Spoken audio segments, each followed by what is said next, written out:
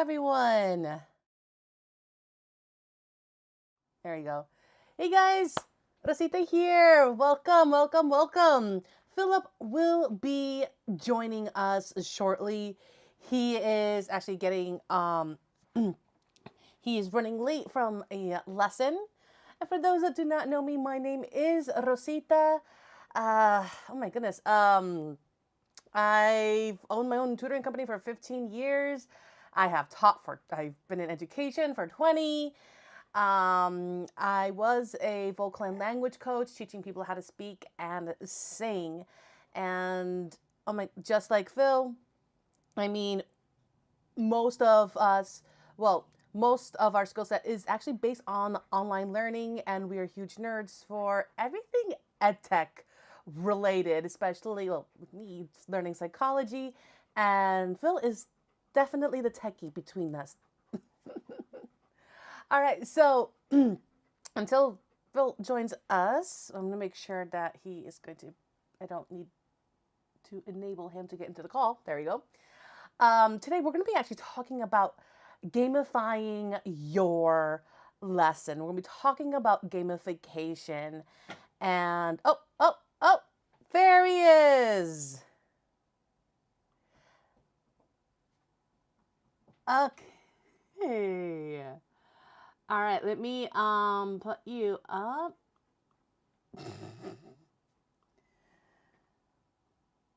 Darkness. I'm trying to like protect my eyes a little bit more, and one of my I'm trying to reorganize where my left side um light is going because I have issues with my left eye, and the more during the day that I have it in my face, I notice my left eye gets like hard to Uh-huh. see and stuff. Okay, So there you are. There you are, Phil.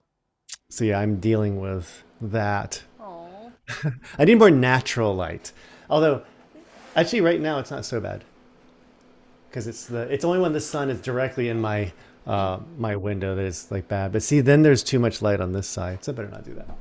We'll do it like this. We'll do this. I'm gonna turn on my front light though, so you can at least see me there. All done. Be right back. No worries. The life of an online teacher. Or just like when you work remotely, these are the things, these are the challenges that we All get right. into. Is the lighting okay? Well, one of the things too. Eyes. So here's something that happens. So this happens out of one out of every maybe 200 Zoom meetings that I have. That I'm in the meeting, the other person's in the meeting, but they never enter the waiting room. And they're in there and they show me screenshots. It happens. All the time. It happens enough, but not enough that Zoom, I think, knows how to fix it. So we Mm-mm-mm-mm. were waiting for 5 to 10 minutes. I was just like texting her. I was like, "Are you there?" She's like, "Yeah, I'm in the waiting room." So I had to say, "Get out of get." I mean, I said, "Get out of Zoom, go back into Zoom," and as soon as she did, showed right up. Yeah, One of those things. that's an issue that does it's a common issue, but luckily it's a simple fix of just It is, and it's restarting Zoom. unfortunately it's infrequent enough that I think Zoom doesn't know how to fix it. Mm. Because I Yeah. mean, for tech people, they're just like, okay, we need to see it happen, and nobody can show it happening. Unfortunately, oh well, it's the way this stuff works. It is the life of working remote, Yeah, right? exactly. The challenges. Okay. So, Phil, I Whew, so have to that's why thank I'm late, you. by the way, everybody. It's okay. I was telling them that you were late due to a class. So, Yeah. yeah. So I wanted to thank you, Phil, of sharing your little story in the community the Oh other yeah. day about how like your student was, Yeah. with the game Yeah. and stuff, like being Yeah. distracted. Um, as I was going copying and pasting our scripts, Yeah. I found the gamification and was like, oh, this would be actually perfect to talk about because there are different ways in how we can implement gamification, not just for online lessons, so our students will become less distracted, but also we can Mm. gamify our lessons in classrooms as well, make Mm. building that association. were you able to get that? Did you get the link that I sent you? Oh, for our script, I got that. Okay, cool. I got the Or a script. Yes, I got it. basis of a I'm looking at it script. right now. I'm looking at it right now. That's why I'm looking over to the side. You know what? I do need to install that app that makes it look like I'm looking directly at you when I'm actually reading stuff. Mm. Although it's a little tiny bit creepy Mm? because, well, here's the reason is what if somebody's talking to you the whole time, their eyes are like this no matter what? Well, I would hope that And you always blink. open and always staring and never blinking and it starts to get a bit creepy. That's But it's fine. a really cool. It's I don't even remember what the app is called. So cool though that it fixes that. Mm. I would It's just for assume that you. videos. Like if you're a very distracted person that's always looking around when you think, like if you do this a lot when you think, it fixes where your eyes look and it makes you still look at the camera. Okay, I hate that. I I know. genuinely hate that. And for the reason being is that Creepy. even though, well, yeah, don't look creepy, but two, I mean, we are in a world where we have online calls and we have to this is the performer part from my amp that is showing. The we have to like converse to the camera as we were talking to the person at eye level. That's why actors Yeah, don't look yeah. creepy on movie screens Oh, when they're yeah, facing the because they're not doing camera. that. They're trying to face you, the the viewer. So Hmm. we don't want. Yeah. It's a bit weird, but there's things like that that I think can be useful, and the future of that I find like being such a great idea, even though it doesn't have anything to do with gamification, but because if they can modify it to where you can say, I want this percentage of constant, whatever, like eyes on the camera or whatever you want to call it. I'm sure there's a better word for that. That you could actually tell it like I want it to make sure that I'm looking at the camera this amount of time, and it can analyze how much you're looking at the camera and then kind of like increase it where it looks better. And an AI eventually should be able to do that kind of thing, like in a video, like not during a meeting, but in a video, and that would be really cool to be able to have it do that kind of thing. I. Maybe. Eh. Rosita is very creeped out by this, but I'm not so creeped out, to be honest, because hey, one, I love horror films. I love creepy films. I'm totally for them. okay. The reason why I'm hesitant, dude, I work. I'm working. No playtime. Go away. Um, A plus for persistence. Dog sitting. Um, Yep. so it's important for people to learn. I don't know communication in both in physical interaction and in Yeah. online interaction, and I just feel like that takes away un- unless like if it's for like medical reasons or there's something that you legitimately are like unable to do and it will enhance you for to quote unquote make you um for the lack of the better term, more professional, then okay, totally for it. Hmm. But people will get so lazy. Oh yeah, because then they could just have their meeting like this and just be like, Like, oh yeah, I'm paying attention. Yeah. And then do you know how much work that's not going to happen after that when they say that, oh yeah, yeah, got it. yes. Nothing. And then speaking of playing games during like a professional business meeting, they could be playing Minecraft on one side of the screen and having the meeting, and it looks like they're paying attention. And especially if they don't have to actually participate in the meeting, they're not listening. Yeah. Yeah. That's it's and we're actually this kind of goes into actually does go into gamification, especially when working in classroom of of like a reward system and to make sure that they're actively listening and participating to motivate them. Because especially if it's a Mhm. topic that they're just completely not interested in, and this Yeah. applies to adults, just like enjoy the daydream. Well, and this gets to like because I know that like how can this kind of thing, like you said, how can it increase motivation in children or in adults? And there are different ways. It depends. Mm-hmm. Depends on how can it? Because for some people it doesn't increase motivation. Some people hate games. Yes. So Yeah. they don't want that. They just want structure. That's all they want. I have students that just want structure. I Mm-hmm. actually like structure myself. Like as far as a pianist, give me exercises that are repetitive and that I can continue to increase my skill on. Mm-hmm. And same thing as a singer. Give me another new exercise that to me is fun, but I'm not increasing a level. I'm not like leveling up. I'm not getting a grade or whatever. But then some people want it to the nth degree where they're like, okay, what I want to know is what level am I?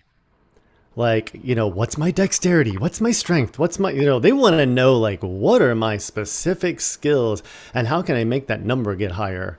Um, that is hard. Now, as a musician, there are things out there that help with that. There are lots of exam sites, and exam sites are the number one way for those people Mm-hmm. because it's like, oh, I'm a grade one, but why am I not a grade eight? Well, you will be. You got to work at it, and you can be a grade eight. Whatever, that kind of thing. Okay, I'm just taking my So, AirPods off. 1 second. There we go. okay. And so that's, yeah, in music at least, it is so easy. Now, of course, there's the in betweens, like the student I was talking about, that really his real goal is to not be in a piano lesson and play the game that he wants to play. So his goals for piano are if I finish each book that I finish, I get a new toy from my parents. That's the motivation, which that's gamification in its own way. And Mm-hmm. it does motivate a student that maybe doesn't want to do it, Yeah. but or sort of wants to do it but needs That extra something, push and an incentive an to do it. incentive. Yeah. Mm-hmm. That's how Mm-hmm. I think of gamification is there's some sort of incentive. What makes them want to do it? It's not just about creating a game that teaches, which is fine too. Duolingo, I don't even think of as a game. I think Duolingo is just a regular old because I've used Duolingo and it I hate it personally Funny that you with mentioned a it because passion. Duolingo actually does incorporate a lot of gamification. And I think that's To a actually a point, great. but it doesn't do it the way like a normal. So I'm like a D&D type person, and I look at Duolingo and I'm like, oh, it doesn't. This is modern gamification, and I'm like, ugh, it makes me cringe. But that said, I totally get why it works for people. I totally get why people love it. You just reminded me something, and that I promised one of my old students Mhm. to help him learn Japanese is to incorporate D&D Mm. to learn Japanese, and I completely blanked out on Now that. you Thank you. remembered. Trying. Oh, see, now that makes me curious. I wonder what like all the monsters and what the class types are called in Japanese. I bet they have so much cooler names in Japanese. Oh yeah, Everything of sounds course. cooler in Japanese. It Of always does. course. Well, and Yeah. some of the names probably are in Japanese. Well, what I was thinking is with a D&D session, because I was talking to one of my students, and he's grandfathered in um, to my Japanese lessons. So he's one of my few students Hmm. that I still have. Um, so basically, I'm going to be using D&D to one incorporate numbers Hmm. for the dice, right? Yeah, And yeah, right. also recognizing. and using or learning terms that are D&D related. So such as words like, classes or race, the Mm. age, um and like just some of that stuff. That is really cool. So Yeah. that is a really good way. I think that would be such a cool way to learn another language, Yeah, I is also to use have D that. and D too, because one I forgot the term. I fail. Uh, the narrator. Wow.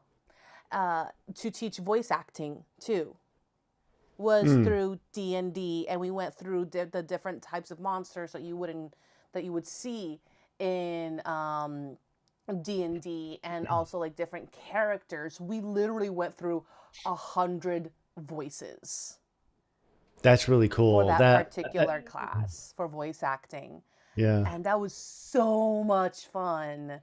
So, Winetka, if you're seeing this, hi. Hope you're doing well. That is it. That's an amazing way. I just would never even, I don't know why I would have even thought of learning a language that way. And that's just really neat. It's just I guess I could go back to it. The whole part of just gamifying or the different ways to Hmm. gamify things.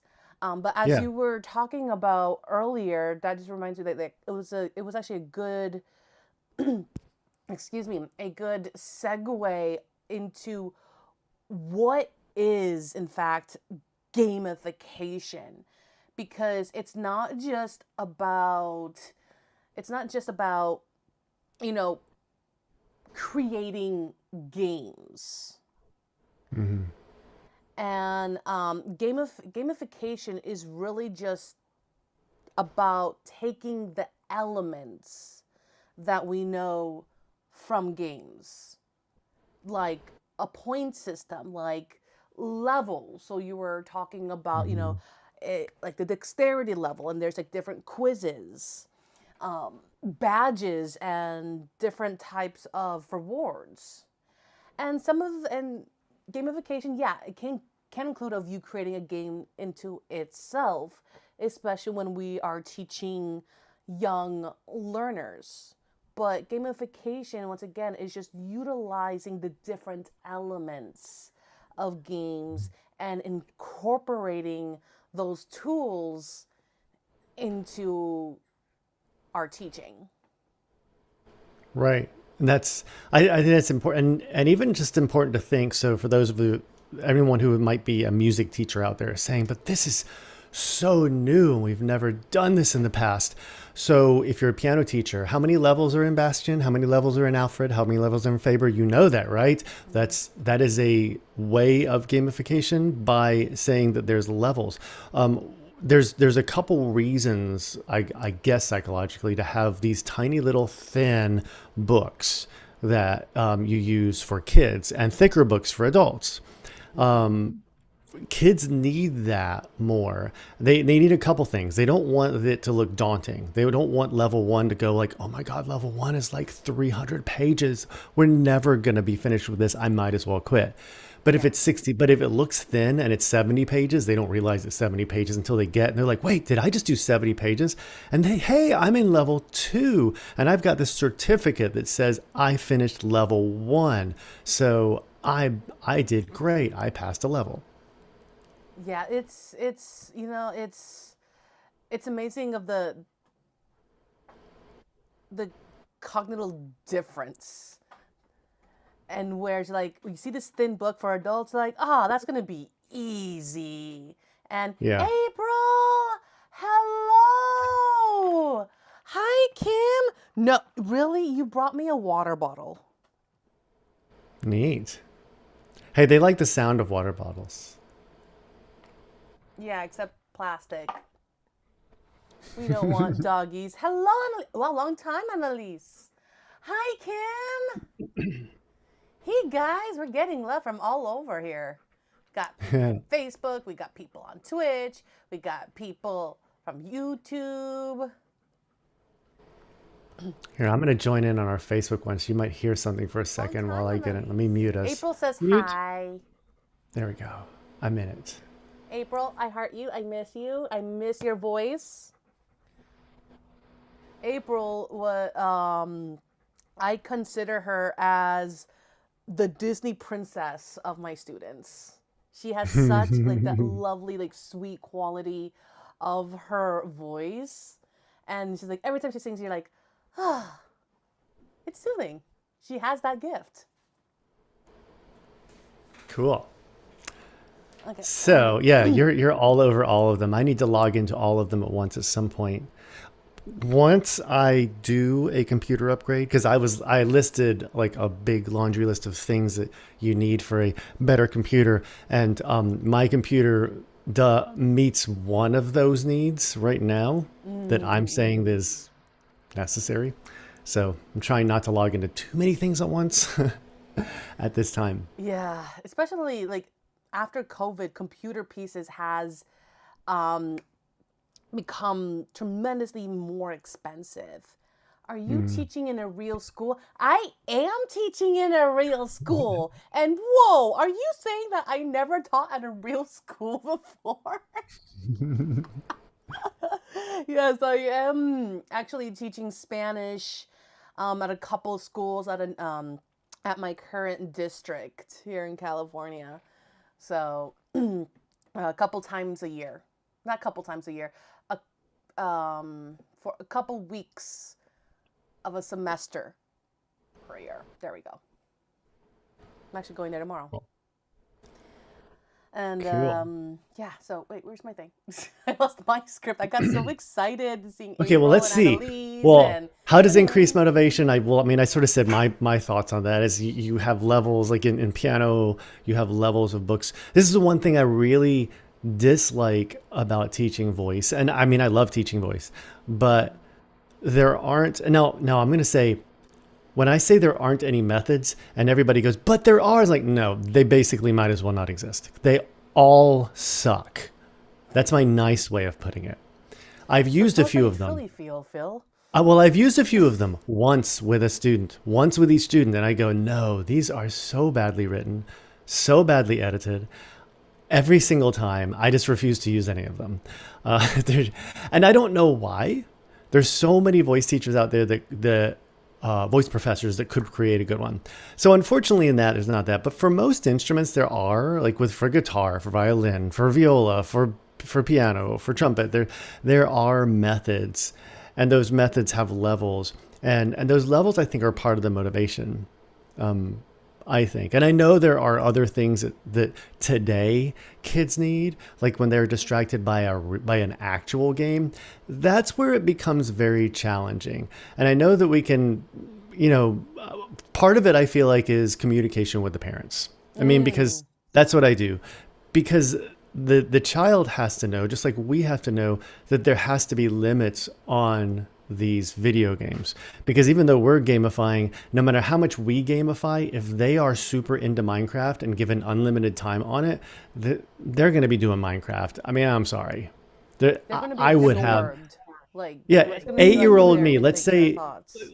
let's pretend 8-year-old me was alive today, and I had Minecraft on an iPad and my parents didn't limit it. I would never practice.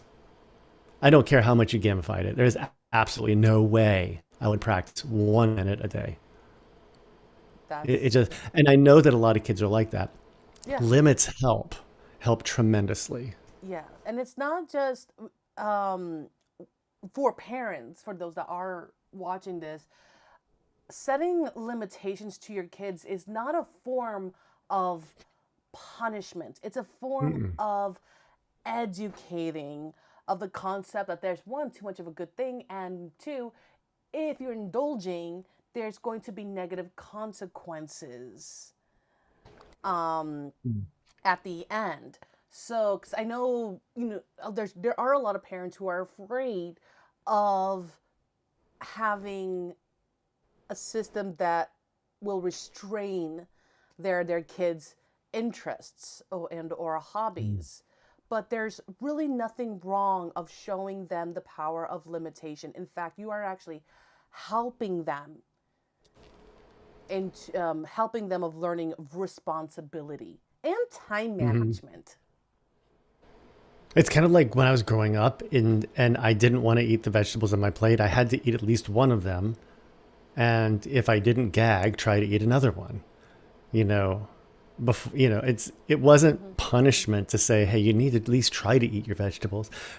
Yeah. Because they're good for you. It's, well, I mean, they are good for you, but Yeah. yeah. And I Um, eat lots of vegetables now. I like them Vegetables are delicious from and that. necessary. I don't get So, like this whole thing of, sorry, going yeah. kind of going off Yeah. topic of like no vegetables, meat and bread only. You watch a YouTube's like, no, I don't like vegetables. I'm like, are you for? It's it's like there's I eat it's vegetables. interesting. I put onions on my pizza. It's like, okay, there's so much wrong with everything you That's just said there. it has a vegetable. I'm It like, is no, a are you? vegetable. Do you know how much of an onion is on that pizza compared to the cheese? And cheese is bad for you. And I don't tell people don't eat cheese, but period. When you say, but a little bit of cheese is good for me. No, absolutely not. It could be good for your mind, but it's absolutely terrible for you nutritionally. But there's nothing wrong with eating it. It's just this all you're eating is cheese pizza. Not so Yeah, good. there's this thing called the food triangle, and of course, Well, and bodies it's are going to old, be but yeah. different. With that said, it's just a guideline, but Yeah. that guideline is there for a reason. And Yeah. yeah, Vegetables are the biggest part of it, or at least they are now. In the new one is all it's mostly vegetables, and meat is the top of the triangle, the little top. I eat too much of that personally, but I do my best. yes, I I have had kale. vegetarian days, which honestly, if you know how to cook, vegetarian Yeah, food can be delicious. And it can. outside vegan cheese, I'm personally not a fan. That's just a me thing. I used to have a lot of vegan cheese when I was vegan, Love vegan but cheese. it it's totally not worth it because it doesn't taste as good as cheese, but it's almost as bad for you as cheese. So what's the point? Yeah, yeah. So, and with that said, there's delicious vegan food out there too. Don't like Mm, I'm not slashing out on vegans. I love vegan food. But it's like mm. knowing how to prepare it. But Yeah, anyways, that's absolutely. off topic. But you were talking about earlier of motivation, Yeah, motivation. and we were talking about and you were talking about how like students will be more likely to like participate and also communicating with like the parents. Um, the thing I find that implementing just gamification or a variation of gamification, because that's the best thing, you can modify it, adapt it to the way that you teach for your Mhm. class, is that it it taps into the specific type of motivation, which is called intrinsic motivation. Students, you know, with intrinsic motivation, students don't just learn because they have to. They learn or they want to participate because they want to achieve that next level or earn that badge or that sticker. And as you were Mhm. talking about the thin books and the thick books, it brought me back to when I was learning piano when I was a Mhm. child. And I would always get a sticker. I love the stickers that my piano teacher gave me as I a loved kid. giving the stickers. I had like boxes of Oh, them. I love stickers. Absolutely love them. Yeah. Even as an adult, I still love. Yeah. Everybody does. You're 14, Unfortunately, but I with still hate online, giving a sticker, vegetables.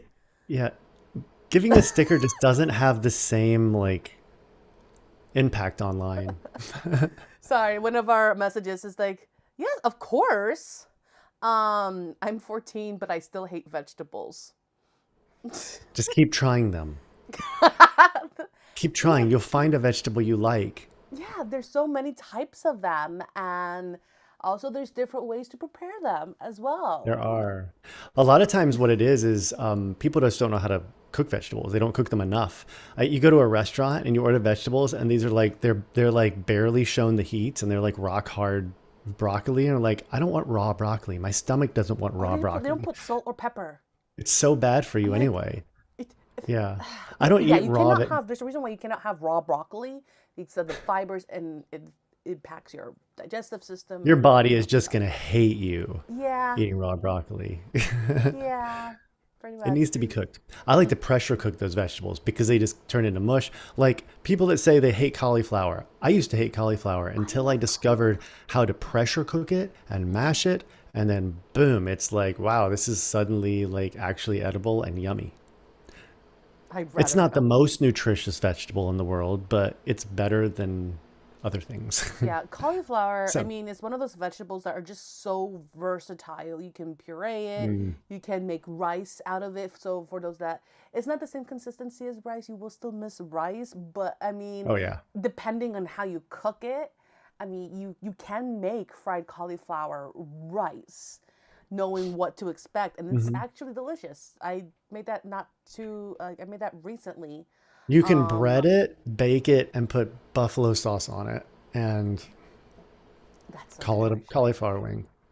Yes. It's good. You can do Yes. the same with broccoli Yeah. too, And you technically, dip it in little ranch. if you No, wanted no, to be not even ranch. Blue healthier. cheese. Blue cheese. Yeah, blue cheese. Good. Yes. I love blue cheese. That's so bad for you, This but I is love why blue we're cheese. friends.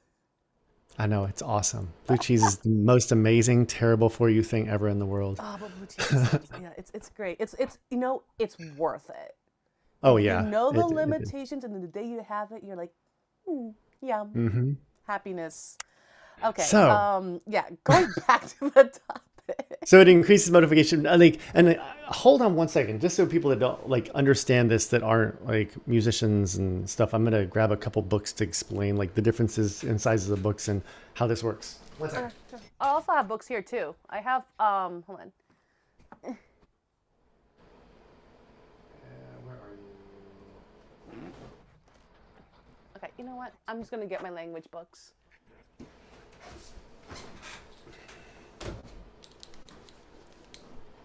All right. So there are like in one of the series that I teach out of, there are like kind of there's 4 or 5 different methods that they have in here. And I'm going to do the 2 main ones. So you have the adult course. The adult course Okay. here, this is like their level 1 adult course.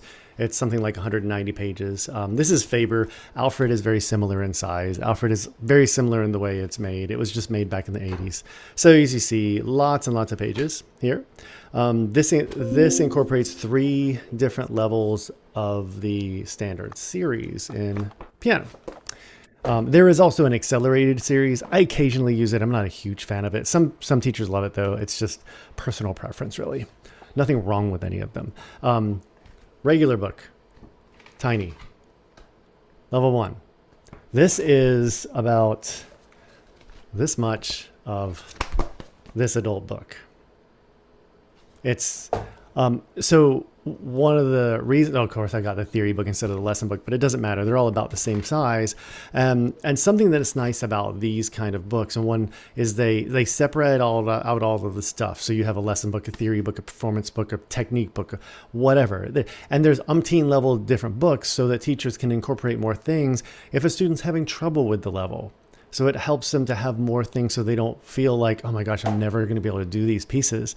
And then now the theory book doesn't have it, but at the end of like the lesson book and the performance book, it gives you this little certificate. So if someone's teaching in person, you get to write out, the little certificate and they go, oh my gosh, I finished a book. This is great. Like I said, one of my students, when he finishes his Gold Star book, because this series makes Gold Star books as well, which is basically a performance book with slightly harder music in it and more performable or seems more performable music.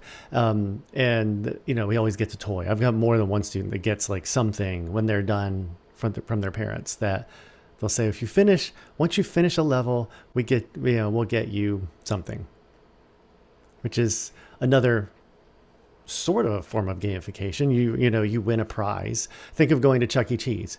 You get enough tickets. What do you get? Get a prize. Mm-hmm. And then it's also too like the thing like with gamification like is a great though those books are actually a great example. It's not just about winning and it's not just about learning, but but the student, regardless of age, has physical proof of their progress. Mm. Hmm. It's a great way for progress tracking.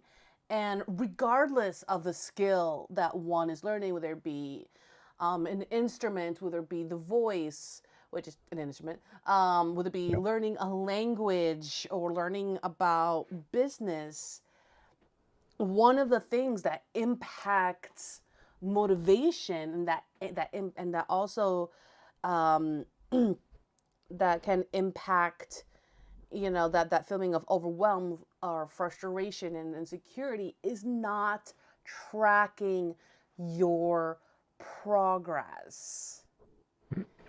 Yeah. We're all visual to a certain level, and also being our own worst critics to ourselves. When students can visually see their progress, they can see how far they've come from the beginning to where they are now, just like how they can see how far they came in a game, and see how many challenges that they've completed.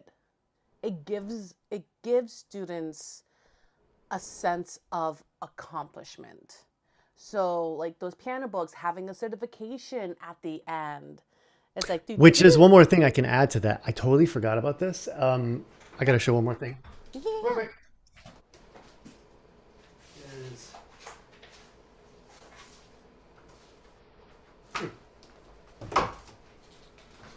is that series, and I haven't used this one of these students yet. I've seen it, and I'm like, I don't know if I want to do this. They've started to include exams that they give. So if a student really wants it, like, so these are the piano adventure exams, is what they Oh do. yeah, yeah, yeah. I've seen those. Yeah. Of course, they emailed me this because I subscribe to their like online service that gives me every single book online that they make. Literally every single. I should show that someday. And it's awesome because if I want a student to get a book, I don't have to buy the book. All I have to do is pay. I think it's like $80 or $90 a year fee, and I have all the books. So if a new book is introduced, I get the book. I don't have to pay whatever it costs because some of these books are $15 for a book, and I'm like, every time I have to buy a new book, it gets expensive. And then I'm not just like some of the books that I have, I've just always had. But this is really cool. They've only started it for I think their first one or two levels. But then they have like repertoire lists. They have things you can play out of different books. And they do exams, I guess, throughout the country. I don't know if they do it online. I need to look more into it because you just reminded me to go through this packet they sent me in the mail and actually see how that works. Because I have more students that want to do these kind of things. And I've found that ABRSM, listening to more teachers, so many more teachers are leaving ABRSM because that company has just tanked in quality. The Mm. people who are examining, and if anyone is listening who is an ABRSM examiner, it doesn't mean you are the problem, but there are a lot of examiners that are the problem. The people who work for the company, other companies from England have kind of been more difficult. The one out of Canada called RCM is still wonderful, and a lot of teachers absolutely love that. So I've considered doing that as well, a little bit more. And there's actually one in California. California has its own piano exam system. I forgot what it's called though, because it's only in California. I don't Of remember. course, California would have something like that, but yeah, but you can only do it in California. If you're outside of California, they won't even like. So it's Consider not like you. it's a world. It's not like it's a world accepted thing. It's more like these piano adventures exams that aren't really. You take it and you prove that you have really passed the level that you've gone through, Well, and California, we didn't want just to be coast. bougie and, have exclusive items that make it, Yeah, yeah. yeah, that's California for you. um, there was something, oh, yeah. On that topic, I wish that language books could be similar in how piano books are constructed, in a sense in where, they have that level, but they also have different Yeah. books that will, say like maybe like a conversational, just like even the same level, they have different areas of practicing it. Mm, There are um, There are language learning platforms that exist that does do that for online. But some people, are not able to learn online because that's how they work. So just having kind of like that physical thing so they can write on the book and then practice the conversation with, to encourage them to find a partner, a language learning partner, would be Hmm. wonderful. And I just gave myself a business idea. Writing that There into you go. business ideas. Excuse me. Yeah. She's going to write her own series of books that have levels. Another one. Another, well, I know she already has books on Japanese and Spanish. So go buy her books, download her books or whatever. They're free on Uh, Kindle. There you go. Create Which reminds me, series yeah, of I have Kindle language. Unlimited. And something where, yeah, just like with piano, this is why I wish this existed for voice. And I am not a book writer. So this is why people are like, but why don't you write that? Because I don't want to. There is It's a somebody out lot there of that work. should, especially for It's voice. I feel like for a voice, it's actually more work than it would be for an instrument. it is. I'm writing a book on how to teach singing to kids. That's not the title. The title is still Mm-hmm. in the works, but um, like in the book, I have to incorporate and make it easy to understand and engaging about like the learning psychology, and then Yeah. also what types of warm-ups, and also teach, telling and we're not telling, strongly suggesting, um, Mm-hmm. that a warm-up is not having them sing a song 12,000 times. Oh, yeah.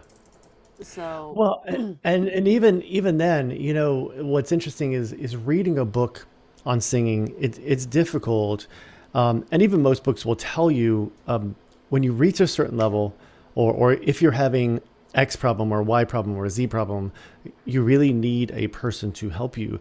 And and not that other instruments aren't the same; they really are. But I feel like with singing, it can be harder at the beginning rather than harder at the end.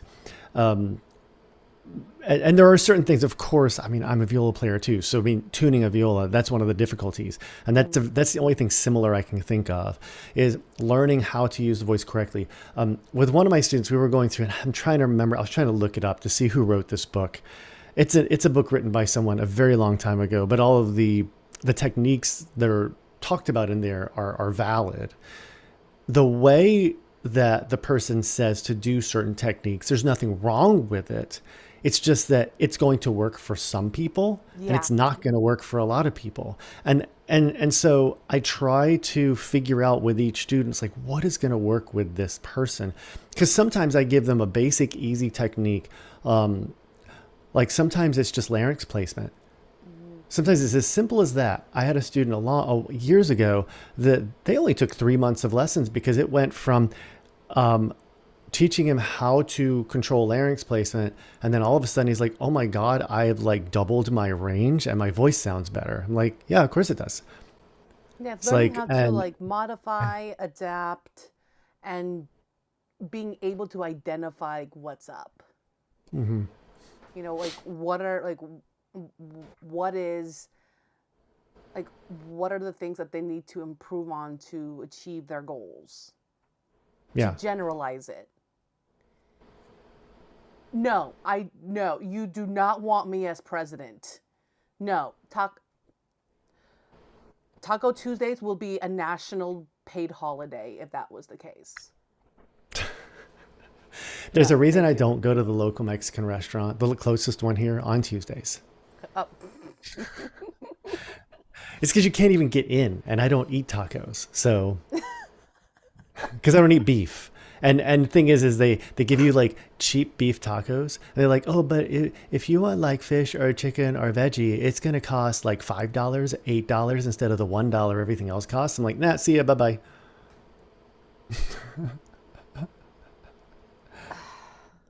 Yeah, I know, but they all do it.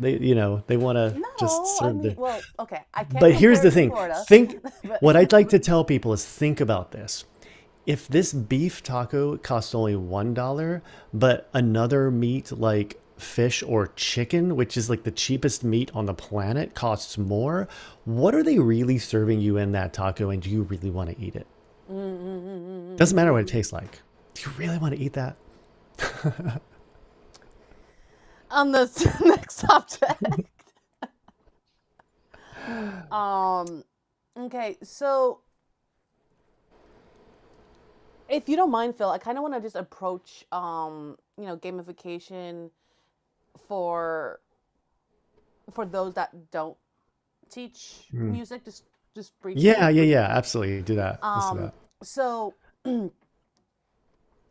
when I had my tutoring business, there are different apps um, to gamify the lessons that I had used. Of course, especially now, Khan Academy, to this day, for math, for science, when and also it integrates beautifully with Google Classroom. I love Khan Academy. But also, there's a math app called Prodigy, and it uses game elements to teach students math concepts. And students can complete math challenges to earn in-game rewards. And the best part is that it adapts to the students' levels. So everyone can, or mostly everyone can get like personalized challenges that are right for them. Prodigy, let me know, guys, if you've ever tried Prodigy with your students, if you teach math. Um, another favorite of mine is Classcraft. Hmm. So, okay, this is really cool. I I know love that one. Classcraft. Okay, so teachers, and actually you can use this for music too. I think I can see how it can be used for music. Okay, sorry. Teachers, they can use it to turn their entire classroom into an RPG game, Hmm. like an RPG style game. So students can create avatars. They can go on quests. They get personalized like challenges that are like right for them. And this is so much fun because you can use Classcraft to teach a good chunk of subjects out there. I would use this for when I got asked to teach um, for an after school program Japanese. So what we did is we did kind of like a Final Fantasy type of quest. Mhm. That was the Hmm. theme, and basically they got their characters. I allowed them to do their masks, and basically that's how they were able to read Japanese, just to just identify like the characters. And it's just amazing because they earn points for both, not just academic achievements, but it encourages good behavior. So they get points for good behavior.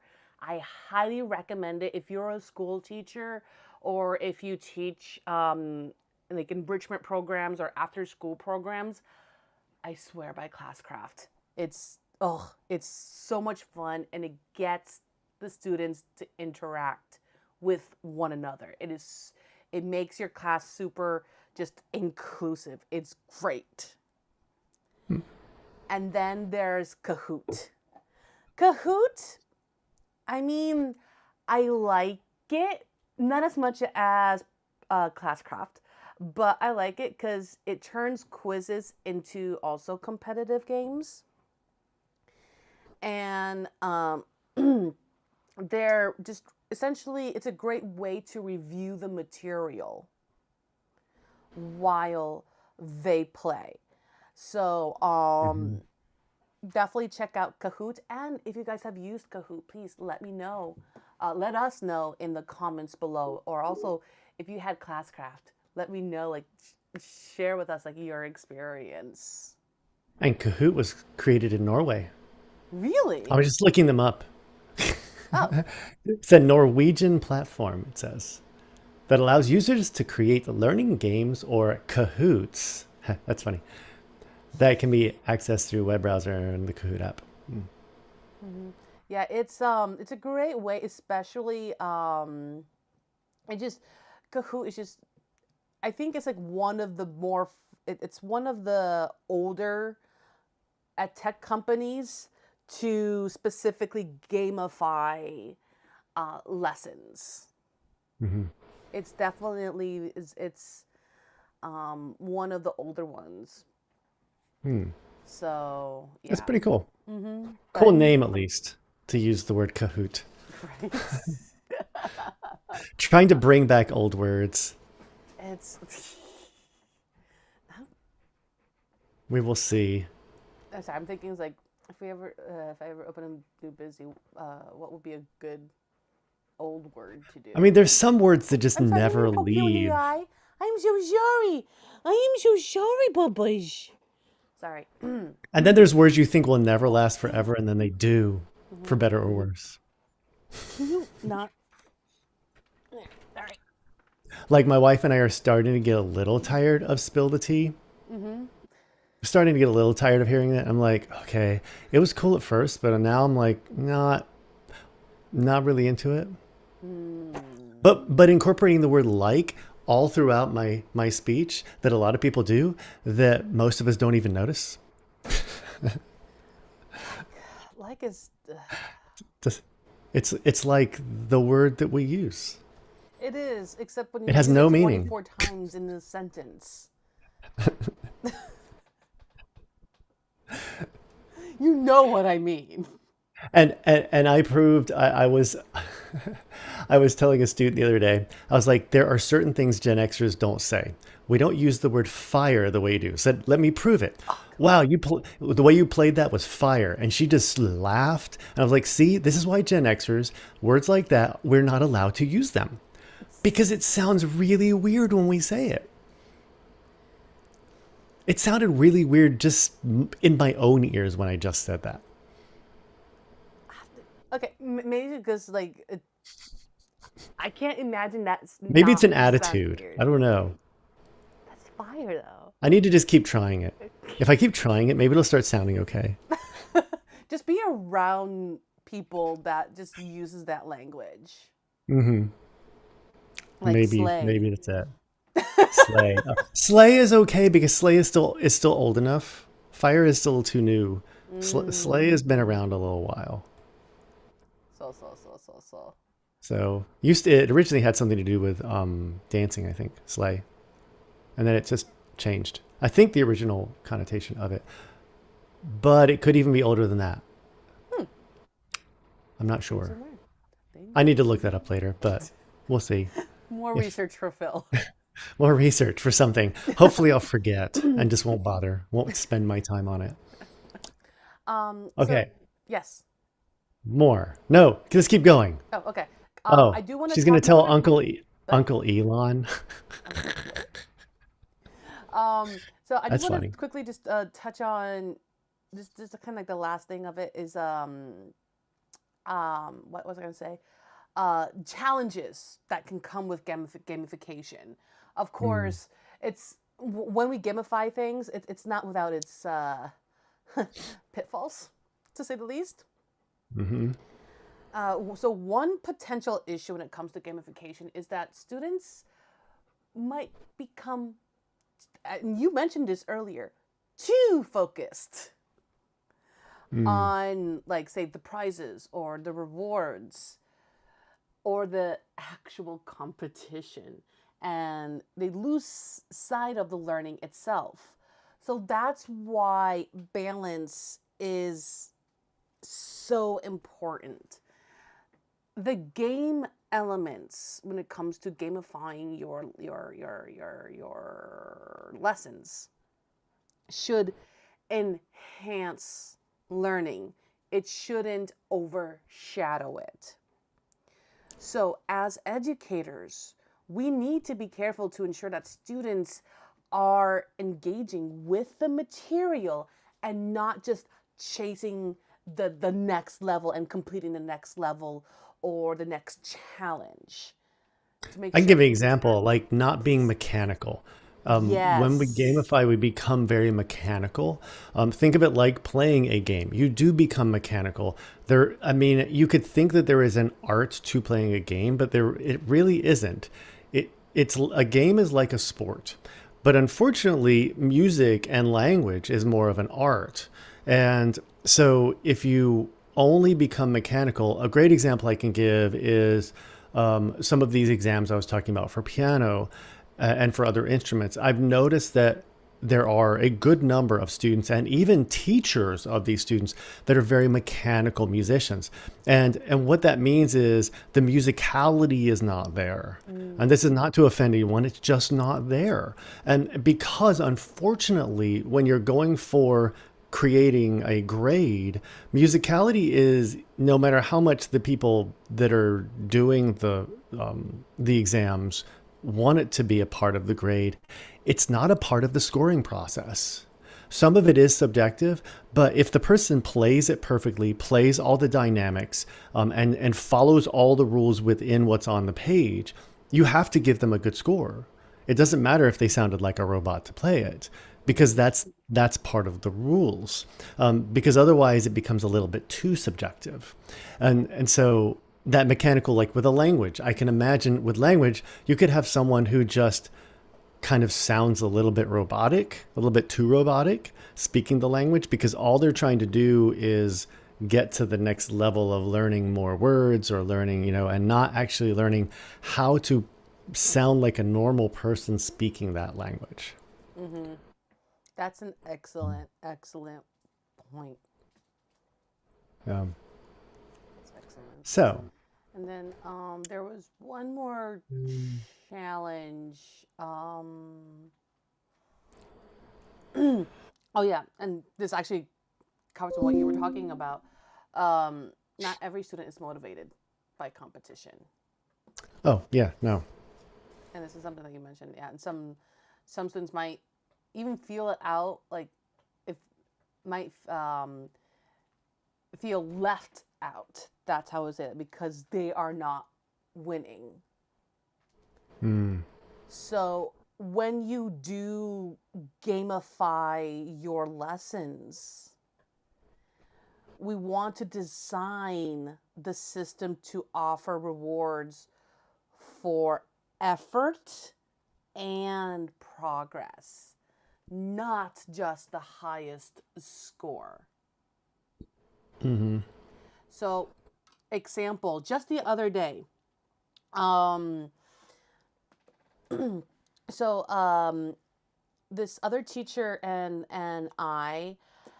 I love working with her. She's absolutely amazing, and we would merge our classes. So she teaches um, first and second graders when she teaches Spanish, and I teach TKK. And now this is an after school program, and one of the things that, at least because usually, when it comes to merging different grades due to of course cognitive levels, when it comes to language and learning, at least they love games, and we always review and make it challenging. And also this really helps to for social purposes. I'm going out, so we would merge our classes together, and we hand out a small like building block. Whoever behaves well, they participate, and whoever earns the most of those building blocks, they will receive a big prize. There's one winner per week, mm, and because we visit one school, each school is different on the day. So Monday's one school, Tuesday's another school, so once a week for that school. And then the rest, whoever had like a certain amount, they will get the second level prize, which are stickers. And then whoever got, say, like one or none, because we do take them out if they're misbehaving, they'll end up losing a block.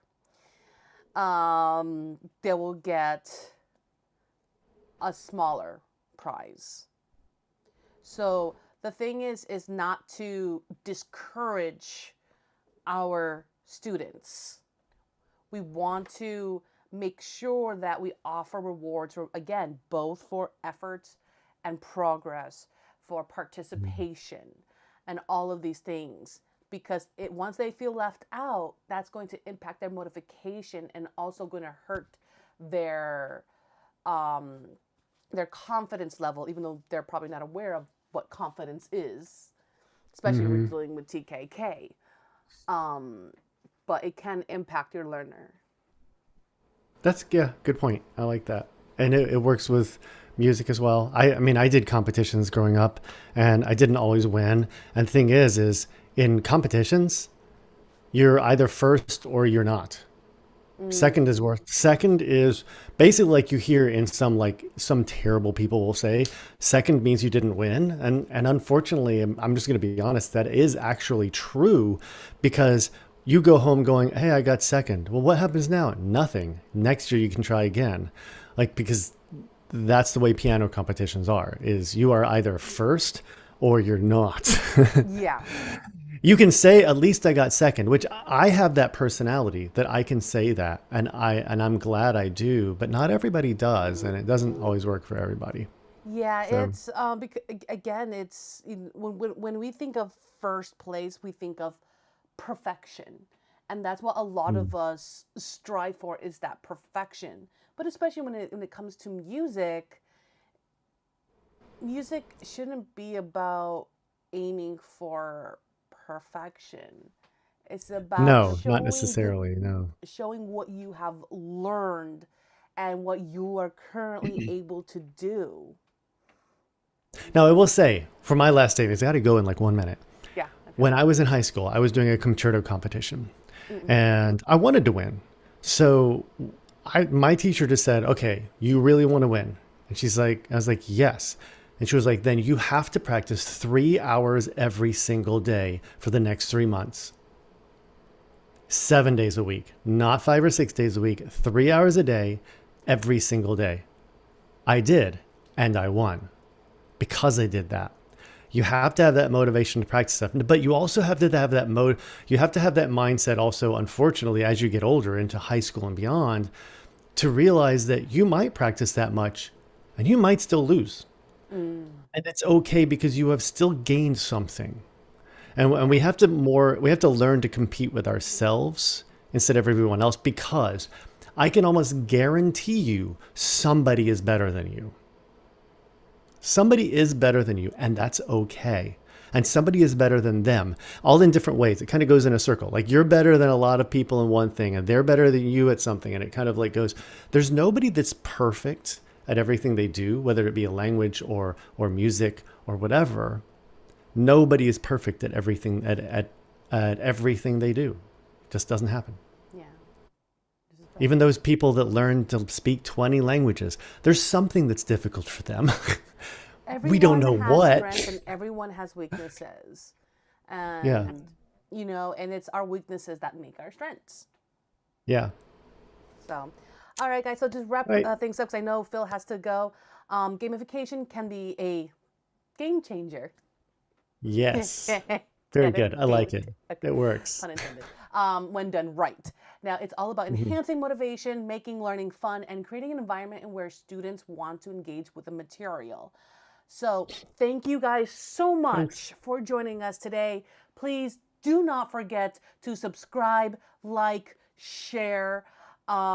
And if you're watching this on YouTube, please click that bell so you never miss an episode. We've got more great Yeah. topics coming your way, including AI in education and the best online tools for teachers. We're also be talking about business soon. And Mhm. meet us here on Thursdays at 9:30 a.m. Pacific time, 12:30 12:30 Eastern. p.m. Eastern time.